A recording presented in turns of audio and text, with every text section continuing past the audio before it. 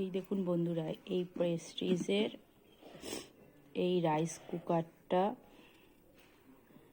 আমি ফ্লিপকার্ট থেকে নিয়েছি। আমার ছেলে 2 বছর 7 মাস যেহেতু বয়স, আমি বাইরে যাব যেহেতু ঘুরতে, ওই জন্যে এটা আমি কিনেছি।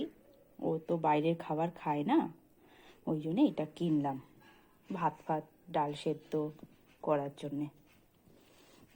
এই যে সব কিছু, এটা আপনারা ডিম ফিম যা সেদ্ধ করতে পারবেন। এই যে কুকারটা, আর এইটা হলো তার বক্স।